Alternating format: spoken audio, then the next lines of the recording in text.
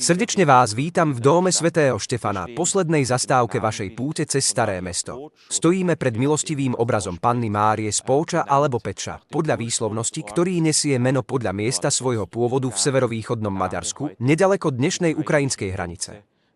Táto oblasť nie je úplne bezpečná.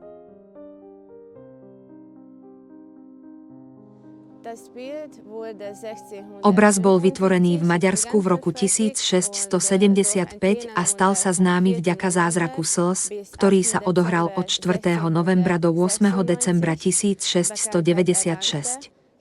Cisár Leopold I ho dal 4. júla 1697 preniesť do Viedne.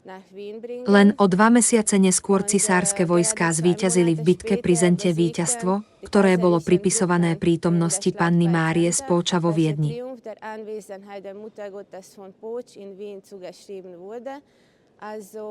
Takto sa na konci 17.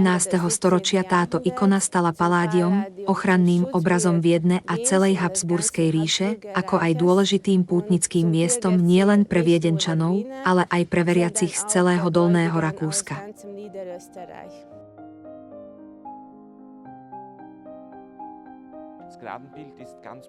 Tento milostivý obraz má osobitné zobrazenie. Sleduje ikonografiu Hodigitrie alebo ukazovateľky cesty. Panna Mária má nezvyčajne veľké ruky, ktoré ukazujú na dieťa Ježiša.